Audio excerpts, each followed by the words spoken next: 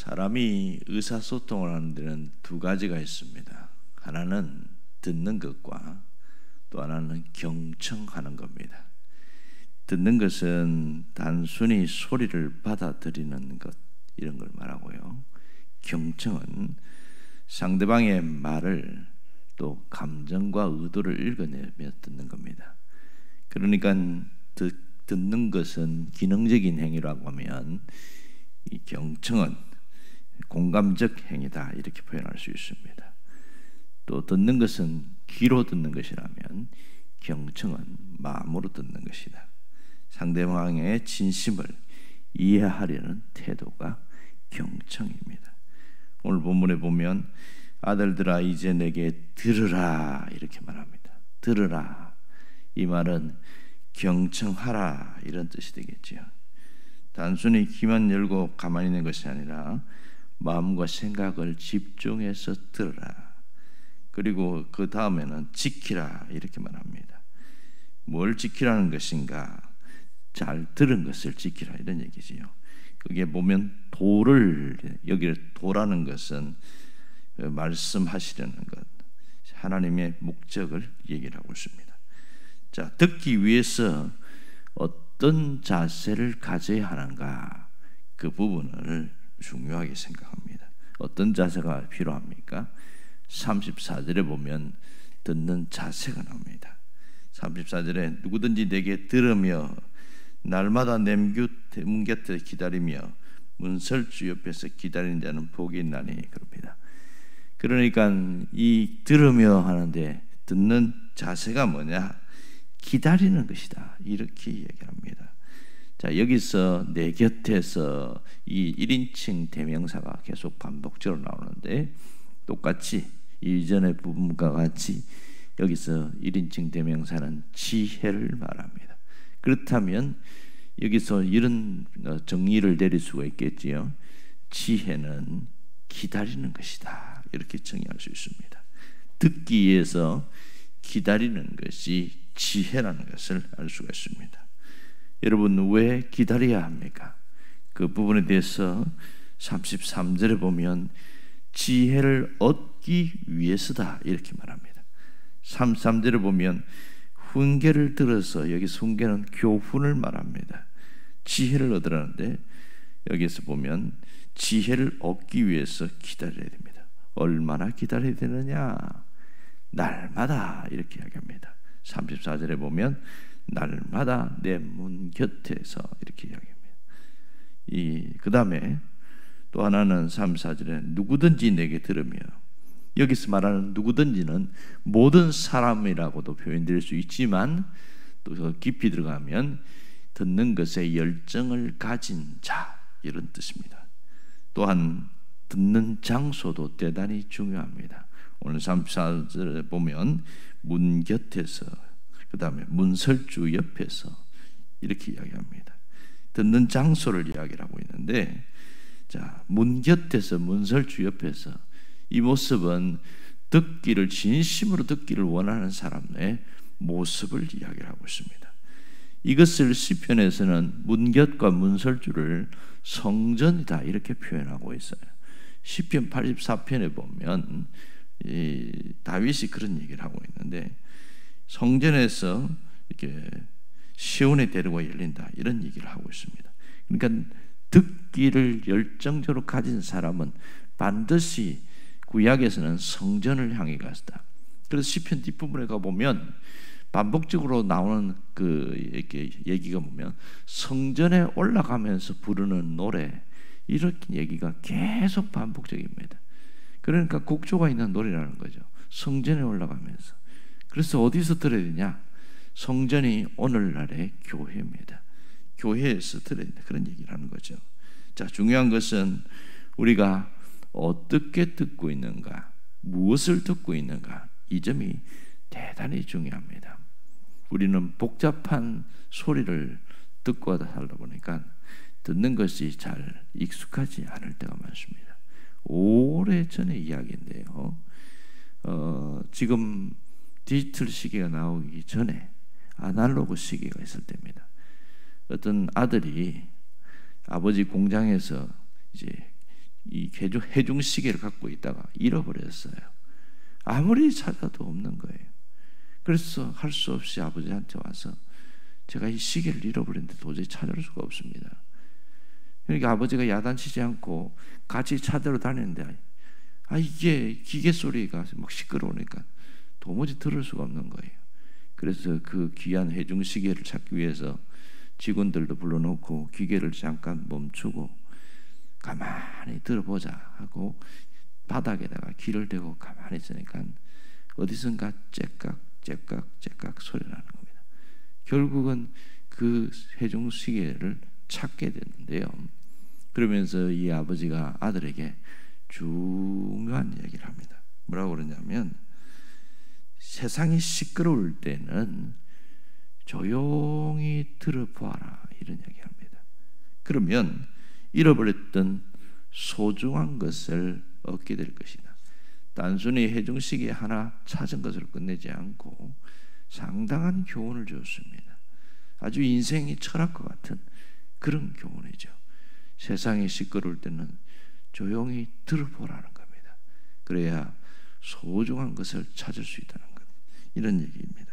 여러분, 듣는 것이 얼마나 중요한지 하나님도 듣는 것을 굉장히 강조하셨어요. 성경에 보면 하나님의 믿음에 대해서도 어떻게 믿음이 생기냐, 들을 때 믿음이 생긴다, 그 얘기를 이야기했습니다. 바울은 하나님의 의도를 깨닫고 이렇게 말합니다. 믿음은 들음에서 난다. 그 들음, 뭘 들어야 되냐? 하나님의 말씀을 들어야 된다. 그런 얘기를 한 겁니다. 그런 거 보면 믿음이 좋은 사람은 하나님의 말씀을 정말 잘 들어요. 그런데 그냥 듣는 게 아니라 경청하여 듣습니다. 하나님의 말씀이 그 속에 깊이 뿌리를 내리게 되고, 그냥 듣는 사람은 한 귀로 듣고 한 귀로 흘려버려요. 그러니까 아무것도 남지 않습니다. 그러나 경청하여 듣는 사람은 그 속에 계속 말씀이 자란다는 것을 알 수 있습니다. 그만큼 우리가 듣는 것이 중요하다는 것을 이야기합니다. 믿음만 그런 것이 아니라 기도도 어떤 면에서 듣는 거다, 이렇게 얘기를 합니다. 자, 우리는 기도는 말하는 것이라고 생각하는데 기도는 듣는 것이다. 테레사 수녀가 살아있을 때 그런 얘기를 하는 거예요. 그가 기도는 듣는 것이다, 이런 얘기를 하는 겁니다. 처음에는 거기 있는 분들 이해를 못하는데 어떤 분이 궁금해갖고 물었어요. 수녀님은 하나님께 무엇을 기도합니까? 이렇게 물었더니 이 테레사가 뭐라고 그러냐면 저는 듣습니다. 자주 들으려고 합니다. 이렇게 이야기했어요. 그러니까 상당히 고개를 갸우뚱거리죠. 기도라는 자체가 말하는 건데, 그러면 또 뭐라고 물었냐면 수녀님이 들을 때에 하나님이 뭐라고 말씀하십니까? 이렇게 또 물었어요. 궁금하지 않습니까? 그랬더니 이 테레사가 뭐라고 그러냐면 하나님도 들으십니다, 이렇게 얘기하는 거예요. 꼭 선문답 같은 그런 말을 한 거죠. 여기서 테레사가 강조한 게 뭐냐면 듣는 것을 얘기합니다. 하나님도 내 기도를 들으시는데 말만 하는 것이 아니고, 우리가 하나님이 우리의 기도 들으신 것을 어떻게 응답으로 나타나냐? 그 음성이 내적 음성으로 나타납니다. 마음의 소리로 나타난다는 것이죠. 하나님께서 마음의 내적 음성을 올 때는 확신이 생기는 겁니다. 이것이 경청하는 자에게 주시는 놀라운 축복입니다. 그러므로 우리는 들어야 합니다. 특별히 듣는 것이 지혜라는 것을 알아야 됩니다. 성경에 귀 있는 자는 들을지어다, 이런 말이 여러 번 나오고 있습니다. 요한계시록에도 보면 3장 마지막 절에 보면 귀 있는 자는 성령이 교회에 하시는 말씀을 들을지어다. 예수님도 씨 뿌리는 비유를 이야기하고 나서 귀 있는 자들은 들을지어다. 이 말은 하나님의 말씀을 깨달아야 된다, 그 얘기를 하고 있는 것이죠. 여러분, 듣는 것이 얼마나 중요한지 몰라요. 어떤 분이 이 듣는 것을 입맛에 비유를 했습니다. 내 입맛에 달고 맛있는 것은 사람들이 많이 먹지만 어떤 것은 그것이 건강을 해치는 경우가 많더라. 진짜 건강에 좋은 것은 단 것보다는 쓴 것이 많다. 이렇게 이야기하는 거예요. 그만큼 듣는 것도 내가 듣기를 원하고 좋아하는 것만 듣다 보면 그것이 오히려 내 정신 건강을 해칠 수 있지만, 때로는 듣기 싫은 쓴소리도 들으려고 할 때 그것이 내가 올바른 길을 갈 수 있다. 특별히 성경은 그런 얘기를 많이 합니다. 듣는데 내가 듣고 싶은 것만 듣지 말고 하나님이 말씀하시는 쓴맛이 나는 것도 들어야 한다. 그렇게 해서 이 듣는 것을 중요합니다. 들을 때에 듣는 자세가 중요하고 듣는 마음이 중요하고 또한 전적으로 받아들이려고 하는 듣는 인격이 중요하다는 것을 말하고 있습니다. 분명한 것은 하나님이 우리를 건강하기 위해서, 영적으로 정신적으로 또 삶에서 건강하기 위해서 수도 없이 말씀하십니다. 특별히 이 잠언은 우리에게 건강을 하기 위해서 하나님이 말씀하시는 겁니다. 그래서 우리가 잘 들어야 됩니다. 듣는 것이 얼마나 큰 복인지 말씀하고 있는데요, 들리는 만큼 복을 얻게 된다는 것을 성경은 이야기합니다. 34절에 보면 이렇게 이야기하고 있습니다. 대저 나를 얻는 자는, 듣고 나서 지혜를 얻는 자는 결과가 뭐냐면 생명을 얻고 여호와께 은총을 얻을 것이다. 이것이 듣는 자에게 주시는 복입니다. 여기서 생명은 건강을 말합니다. 육신의 건강과 영적인 건강을 말합니다. 그래서 생명을 얻고 잘 들으면 영적으로도 건강해지고 육신적으로도 건강해진다. 성경의 뒷부분에 보면 이제 일반적이 하잖아요.